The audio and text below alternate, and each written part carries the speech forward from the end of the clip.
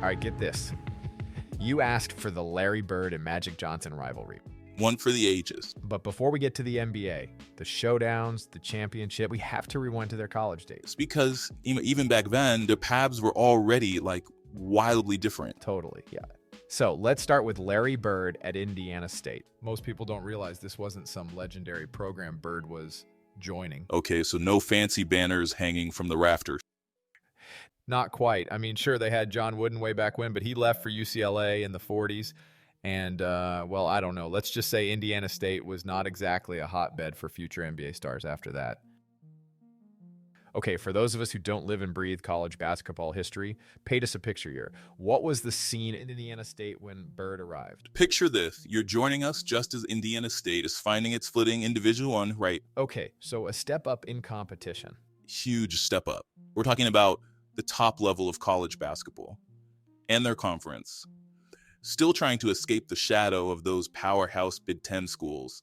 Not exactly the most prestigious environment to attract a future NBA legend. Exactly. And to make things even more interesting, Bird wasn't exactly seeking out the limelight, you know. He actually briefly played with Magic on a college all-star team in '78. Can you imagine that, by the way? Talk about a what-if moment. But back to Bird at Indiana State, what was the initial reaction? Were people blown away by his talent right from the start? Not exactly. There's this great anecdote about Billy Packer, right? Legendary broadcaster. Knows the game inside and out. He saw Bird play at that tournament, and you know what he said? He basically dismissed him like just another die. Wait, Billy Packer? Mr. College Basketball himself. He missed the Larry Bird memo. He did. And it wasn't just him. Bird's talent wasn't flashy, you know? And without a big name program behind him, people they struggled to see his potential. But Bird being Bird, he probably used that to his advantage, right? It didn't faze him one bit. If anything, the lack of hype probably suited him just fine. Remember, this is a guy who seemed to actively avoid the spotlight. For him, it wasn't about proving anyone wrong. It was about the game. But here's the same. While Bird might not have created attention, he sure knew how to win. They even beat a Soviet Union team in an exhibition game that year. No big deal, just casually taking down a global superpower. But how did they go from underdogs to a team that could pull off a win like that? Did Bird have a secret weapon? Well, he did have a certain teammate who became crucial, Carl Nicks. Nicks. Stories about those tiers. Total opposite. Night and day. Nicks with this city kid from Chicago, full of energy, maybe a little rough around the edges. And Bird, well, you know Bird, quiet, kept to himself, mostly hung out with his childhood friends. So how on earth did Coach Bob King mold these two into a cohesive unit? Well, at first, Ping wasn't so sure about Nicks. He actually suggested he transfer out. Pretty serious? Can you imagine? That's wild. But Bird, he saw something special in Nicks, something their team needed, and he convinced King to give him a second chance. And thank goodness he did. They became quite the dynamic duo.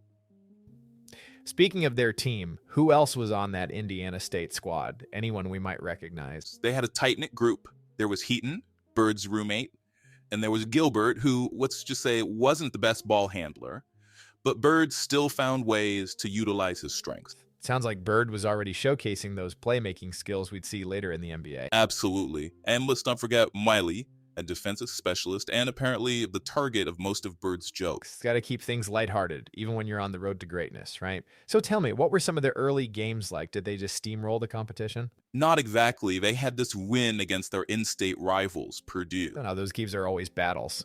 And this one was not pretty. Terrible shooting, more turnovers than you could count. So how'd they pull it off? Grit, determination. They just refused to lose. Even bigger, more experienced teams couldn't match their intensity. It wasn't always a flashy show, but they got the job done. And then there was Bird's, shall we say, unique approach to the media. Like that time he dropped 30 plus points in a game down in Florida and then refused to talk to reporters. You have to admit it, it's kind of a power move. Totally. But what's fascinating is how that silence actually played in their favor. Think about it. With Bird off in his own world, a spotlight fell on his teammates. Suddenly, everyone wanted to know about the guys playing alongside this mysterious phenom. It's like accidental marketing genius. Yeah. The less he talked, the more intriguing he became. He gave his teammates a chance to shine. Exactly. By December, even their coach, Bob King, started to believe they were just as good as the top teams in the country. And that's where things start to get really interesting. All right, so we've got Larry Bird over there in Indiana, letting his game do the talking, shying away from the spotlight. Right, very much marching to the beat of his own drummer. Meanwhile, we've got Magic over in East Lansing, and it's a totally different story unfold. Yeah, name day. You wanted to dive into this rivalry, and you can't tell this story without understanding the pressure cooker Magic was in. Before he even played a single game for Michigan State. Even before he stepped foot on campus. Absolutely. Because for Michigan State, this wasn't just about basketball, was it? It feels bigger, like a whole narrative they were trying to rewrite. So, set the scene for us. See, for years, they'd been living in the shadow of their in-state rivals, the University of Michigan. Wolverines, right? Yeah, Michigan had become a basketball dynasty. And Michigan State. Michigan State was. Well, they hadn't been to the NCAA tournament in almost 20 years. So, not exactly the most appealing destination for a high school superstar like Magic. Right. I mean, here's a guy who led his team to a state championship, being courted by every top program in the country. You'd think he'd steer clear of a program with that kind of track record. Their arena was practically falling apart. They'd just come out of a scandal. It sounds like they needed a miracle, not just a star player. So how did they even get Magic on their radar? Judd Heathcote. All right, so paint me a picture here. Was he like a basketball Jedi master, using the Force to convince Magic to join this rebuilding project? Heathcote was. Well, he wasn't exactly known for his charm. He was old school, a disciplinarian, the kind of coach who, yelled at the refs more than he praised his players. Okay, so not exactly the most likely candidate to win over a charismatic, fun-loving kid like Magic. Right, you'd think it'd never work. So how on earth did he pull it off? It was a process, for sure. But Heathcote, he recognized Magic's talent immediately. Oh, at that. He saw him running drills with the Michigan State team and was blown away. His court vision, his passing, his leadership. Already. Oh, yeah. And maybe more importantly, he connected with Magic on a personal level. So it was the Jedi Master approach. But seriously, I can see how a no-nonsense coach like Heathcote would appeal to a certain type of player. And Heathcote was smart enough to realize that Magic wasn't just any player. He made it clear that Magic would be, before general, the point guard running the show. Which was huge. Oh, yeah, that was huge for a young player eager to prove himself. And we all know how that turned out.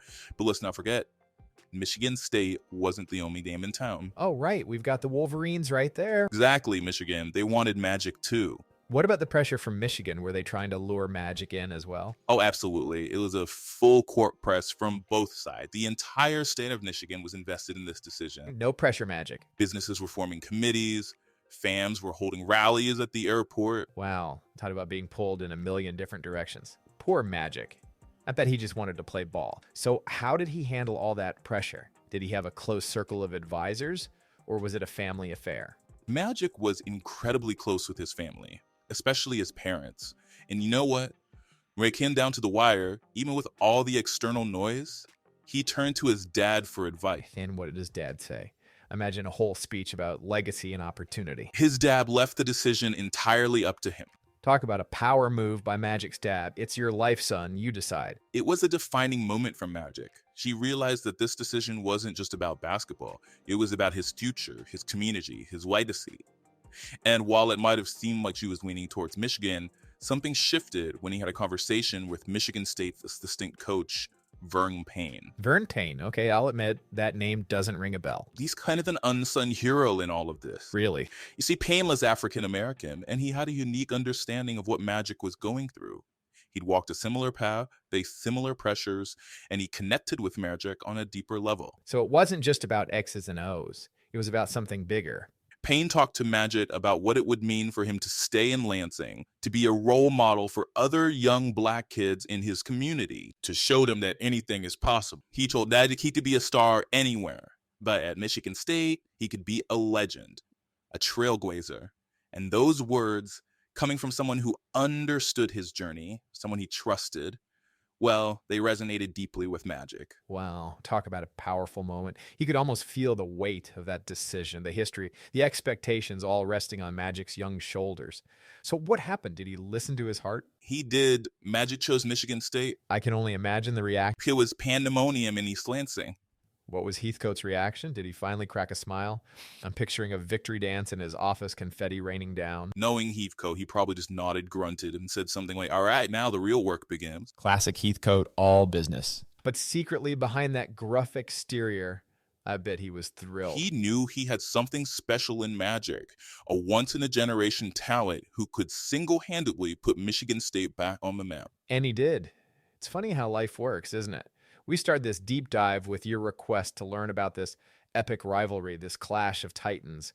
And here we are seeing how these two icons, Bird and Magic, took such different paths to greatness. Bird seeking refuge from the spotlight at a small school, letting his game be the talking. Then Magic embracing the pressure, becoming a symbol of hope for an entire state. It's like two sides of the same coin. Both driven, both determined, but in such different ways. And that's what makes their story so compelling. It wasn't just about basketball, it's about who they were, where they came from, and what they represented.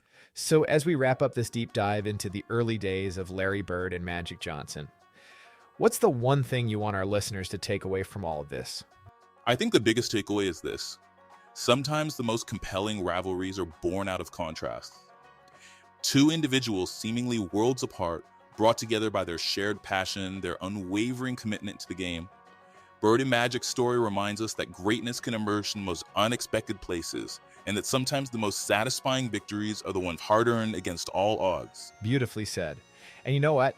This is just the tip of the iceberg when it comes to the Bird and Magic story. So to everyone listening, keep that rivalry in mind. Keep these origin stories in mind as we move forward, because it all builds into one of the greatest sports stories ever told.